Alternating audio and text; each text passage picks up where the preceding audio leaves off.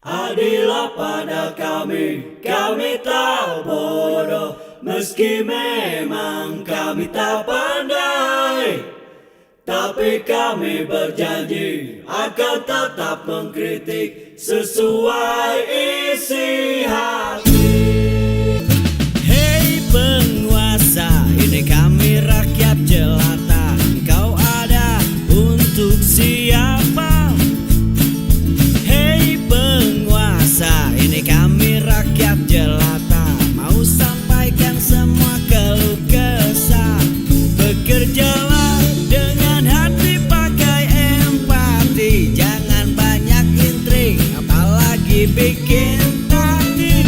Bijaklah dalam membuat peraturan. Jangan sampai bikin aturan yang berat sebelah. Ini dilakukan oleh Ormas.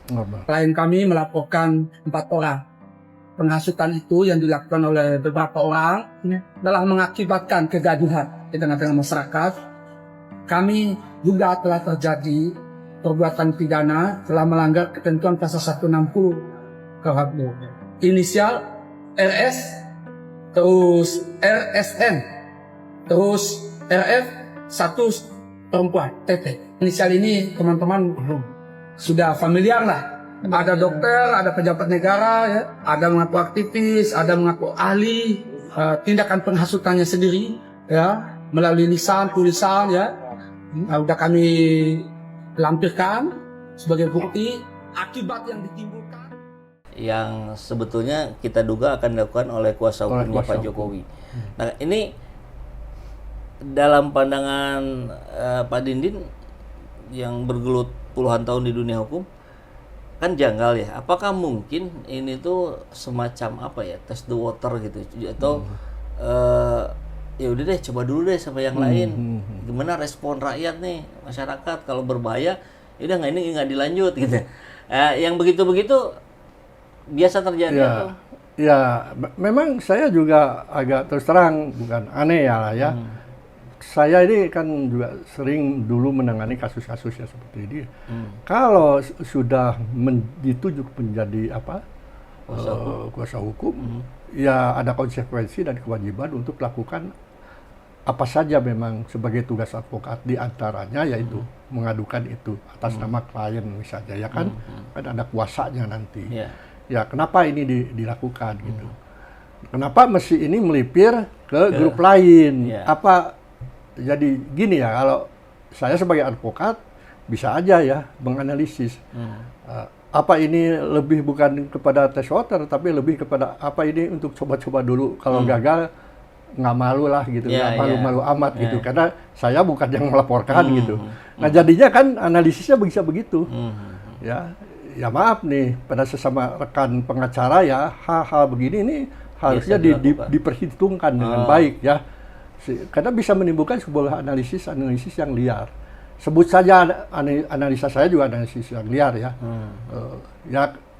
Ya pakai orang lain supaya kalau gagal ya nggak malu banget kantor kita saya nggak rusak citranya. Ya itu bisa ke situ akhirnya. Tapi kalau uji cobanya ternyata berhasil, anggaplah katakanlah ini masuk gitu. Prediksi Pak Dindin, ini kuasa hukum Jokowi akan melakukan tuntutan juga atau udah ya kalau menurut saya ini kelihatannya ya memang ini satu paket lah ya. Satu paket ya, jadinya nanti kan ini menjadi pendamping juga sebagai pendamping dari pelapor. Ya ini jadi ada 3 pihak nih, makanya jadi 3 pihak nih. Pengacara ini kelihatannya nanti akan mendampingi pelapor juga secara tidak langsung melakukan ini. Selain mendampingi klien yang memang yang punya masalahnya ya, khususnya ya Pak Jokowi itu. Memang fungsi relawan hari ini agak menarik ya, cukup fenomenal lah, karena seingat saya sih di eranya SBY itu belum ada ya. Relawan relawan ini. Nah, Pak, apakah Pak Dindin melihat juga ini fungsi relawan hari ini tuh seperti jadi sebuah alat gitu, alat kekuasaan yang tidak langsung oleh kekuasaan gitu, tapi lewat relawan gitu. Ya istilahnya mungkin bukan relawan ya, tapi juga bisa ormas, Ya, bisa kalau relawan lebih apa kecenderungannya itu tidak masuk ke wilayah hukum seperti ini biasanya ya kalau relawan. Kalau ormas ya atau mau LSM mau apa segala macam. Nah Pak Ipul kalau soal itu ya bukan baru sekarang ini, sebenarnya sudah cukup lama juga sering terjadi gitu loh. Ya ada misalnya maaf ya tidak semua ormas ya menjadi underbow sebuah kekuasaan, tidak semua. Tapi ada beberapa ormas yang menjadi underbow kekuasaan. Kekuasaan di bidang ini nanti underbow-nya ormas ini di lembaga ini ormas ini. Nah ini yang jalan nih. Ini bahkan partai politik pun ada ya. Bahkan partai politik pun juga ini ada, benar. Golkar, betul. Underbow Demokrat. Ya istilahnya underbow lah gitu ya. Kalau relawan saya khawatir ya nanti jangan disamakan dengan relawan yang seperti pendukungan ketika pilpres, pilkada kayak gitu. Oke. Nah, apa dampak terhadap proses hukum di Indonesia ini, Pak Dinin, ketika melihat 4 tokoh ini dilaporkan? Apakah akan berpengaruh terhadap tingkat kekritisan masyarakat? Wah, bahaya nih, nanti kita kritis, nanti kayak begini nih gitu. Atau seperti juga di masa-masa sebelumnya melihat Gus Nur dan Bambang Tri yang cukup frontal akhirnya dipenjarakan ini. Bisa iya, bisa tidak. Ya, tergantung dari nanti kita lihat dari komitmen masyarakatnya itu sendiri.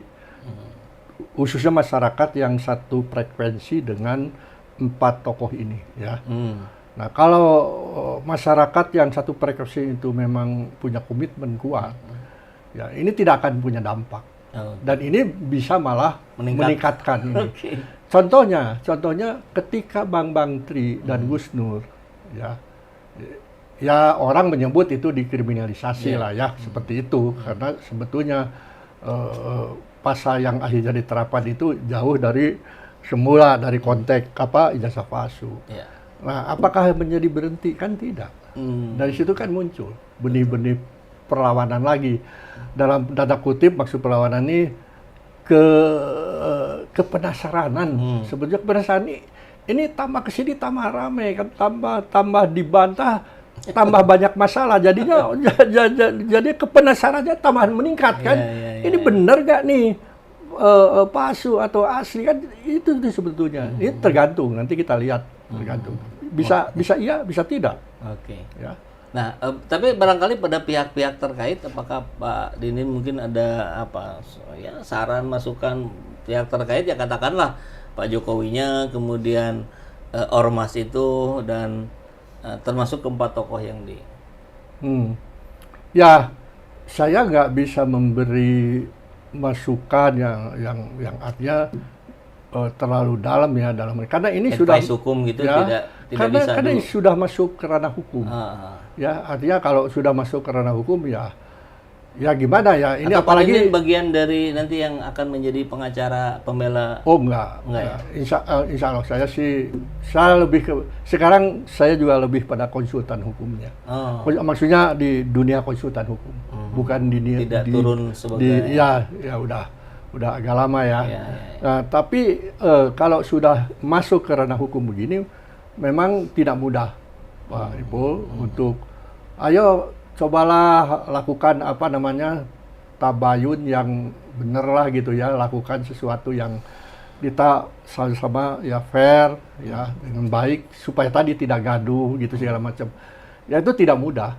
Karena kalau sudah dilakukan sudah cukup lama dan bahkan ini sudah sempat ke pengadilan kan? Iya betul. Ya kan, betul, sudah sempat ke pengadilan.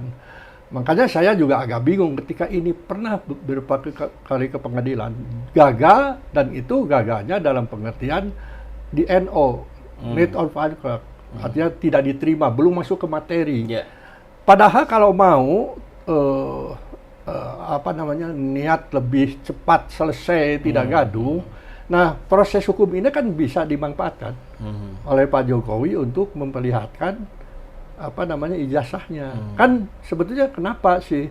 Ya. Ya kenapa baru justru ketika TPUA datang ke sana ya nanti aja saya perlihatkan di pengadilan katanya. Ya. Loh, padahal pengadilannya juga sudah ada. pernah. Ya kenapa waktu itu nggak diperlihatkan? Ya kan pengadilannya NO katanya. Kalau nggak NO, barangkali dalam jawaban Pak Jokowi itu kalau nggak NO saya datang kok gitu. Ya agak susah ya. Ini kan gugatan yang punya bobot politik Ya, yang cukup besar ya. Semua punya beban akhirnya. Ya, saya harus mengatakan ya hakim juga punya beban lah, ya kan. Kalau yang namanya NO itu ya udah paling netral gitu, paling buat hakim ya kan. Padahal sebetulnya bisa kalau mau dibuka secara material ya, dibuka persidangan dan diperiksa, nggak ada halangan tuh sebetulnya.